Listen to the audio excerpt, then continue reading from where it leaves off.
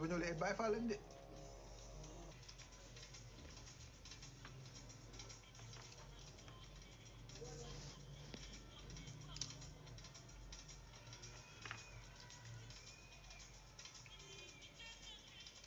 Alors gars yi ñu ñëw ci regroupement familial modification yi ñu indi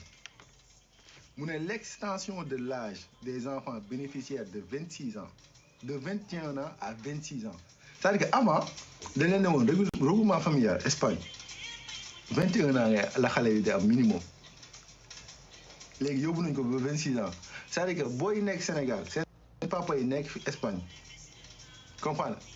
seen papa yi nekk Espagne booy ba 26 ans am nga possibilité def regroupement familial ñëw sa papa am na possibilité ba ngay am 26 ans nga ñëw kon foofu noonu rek jël gaal gi Espagne ñu ngi leen naan jël gaal gi am na ñu bëri ñu muy wàññi am na ñu bëri ñuy wàññi jël gaal gi ci yàlla.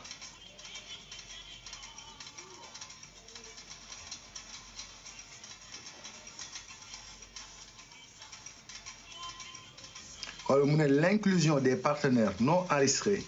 mais pouvant prouver une relation de nature affective équivalent à un couple c'est-à-dire que même boo defee takku jàkka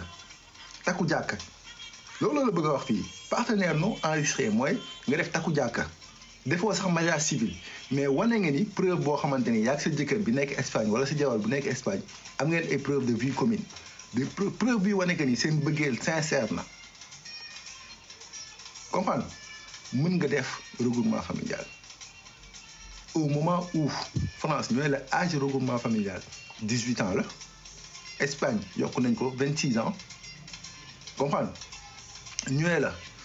concubinage la bëgg a waxal fii exactement concubinage la bëgg a waxal fii nii ñooy la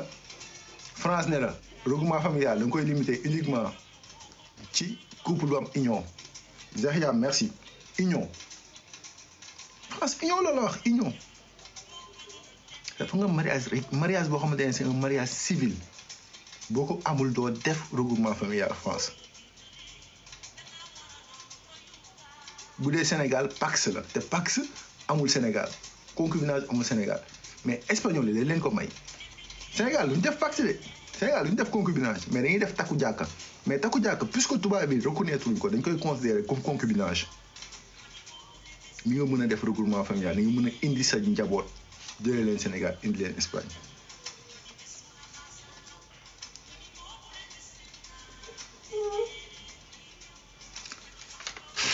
franchement gars yi franchement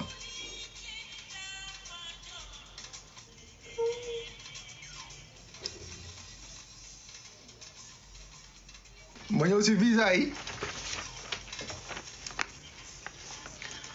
si visa yi Maria takku jàkka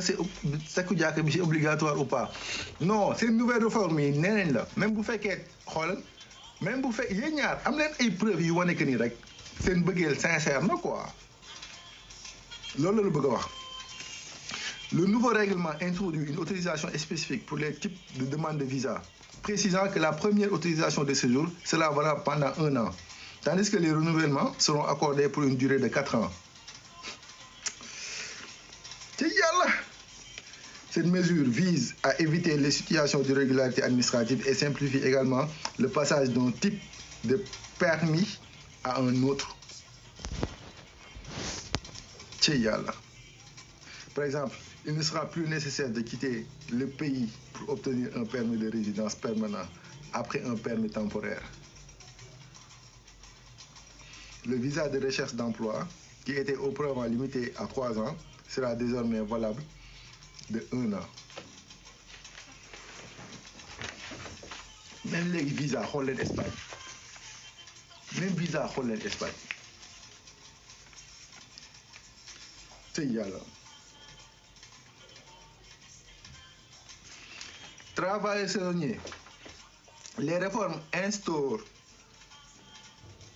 une protection renforcée pour les travailleurs saisonniers avec la mise en place d'une nouvelle autorisation de résidence et de travail.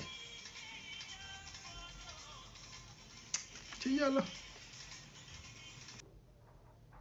c'est-à-dire que fii nii France su may def comparaison France boo defee autorisation de travail bon boo amee autorisation de travail pour saisonnier boo ñëwee fii nii da ngay liggéey 6 mois nga dellu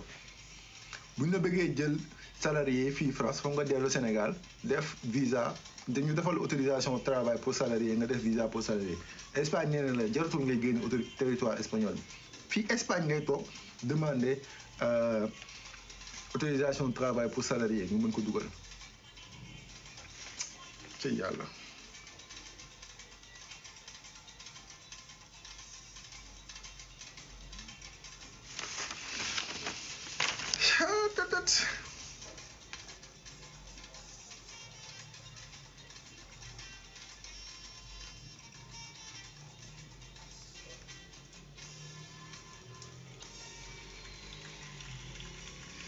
étudiants yi non gouvernement espagnol bàyyiwul sax étudiants yi baax ci yàlla nee na les étudiants étrangers bénéficieront désormais d'un permis de séjour initial correspondant à la durée de leur formation. À l'issue de leurs études, une procédure simplifiée leur permettra d'obtenir rapidement un permis de travail.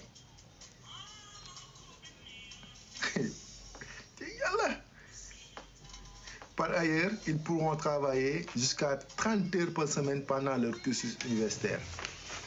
Damay comparer boo jëlee L422-1 et suivant danaan la c'est titre de séjour étudiant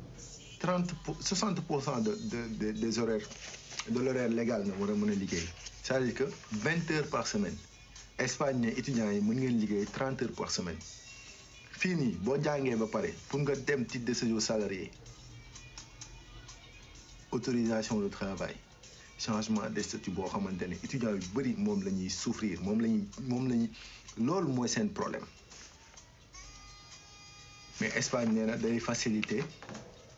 passage étudiant à salarié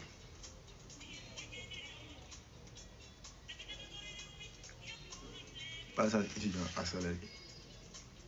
ba pare jox leen titre initial xam nga fii titre temporaire ngeen am Espagne da leen jox titre initial bu leen permettre ngeen liggéey 30 heures par semaine fii da lay permettre nga liggéey juste 20 heures par semaine gars yi mais tamit ñu déggul espagnol sama genre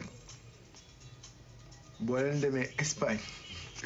ne da ngeen di jàng te déggoo leen espagnol da ngeen am problème bu rëy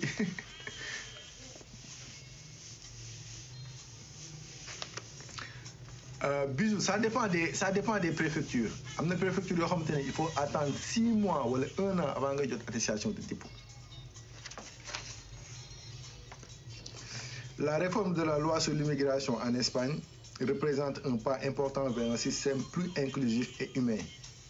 La régularisation de certains des milliers de migrants, il voulait écrire certains des milliers de migrants, répond ainsi aux besoins urgents des personnes vulnérables, tout en soulignant leur contribution à la société. Cette réforme n'est pas simplement un changement législatif, mais un message fort, celui de l'égalité, de la dignité et de l'intégration pour ceux qui cherchent à bâtir une vie meilleure. Au moment où, gars yi dama leen di jox benn sondage yéen yi nekk France jàpp ngeen ni ñaata étranger pourcentage répondre leen ma en termes de pourcentage comprendre nga li ma leen di wax nii dafa am solo environ ñaata pourcent étranger ñoo nekk France répondre leen ma ci commentaire yi waxuma Sénégal de étranger ñaata pourcent étranger ñoo nekk France yéen selon vous.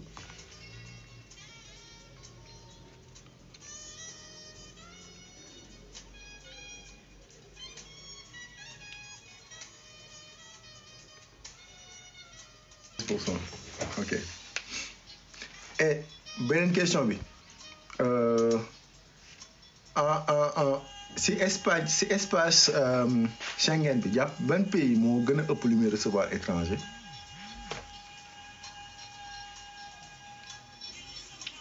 xam nga boo déggee télé yi ñuy wax étranger da ngay jàpp ni France am na 10 ba 15% d'étrangers mais c'est totalement faux Raoul naka mu nombre d'étrangers yi nekk France xoolal dépassé wul 5%. Mais tellement que média bi daf nañ gëmloo que ni y a beaucoup d'étrangers en France beaucoup d'étrangers en France beaucoup d'étrangers en France ba telle sorte que comme yéen a français yu bëri boo leen laajee étrangers yi nombre de étrangers yi nga xamante ne ñii les pays tiers ñaata % la suñ commencé naan la 15%, 10%, 20% étrangers day ñëw nangu suñu liggéey xam nga étrangers day ñëw kii discours yooyu la Tahirou Sarr yor moom la gars yi fii yor extrême droite les mêmes discours la gars yi di wax fii étrangers yi ñoo jël suñu liggéey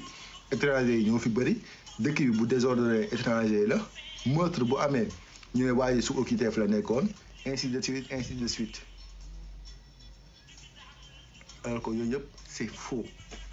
c'est faux il y a des chiffres qui prouvent que amul benn relation entre l'économie et les étrangers par contre étrangers ñu dugal xaalis ci économie française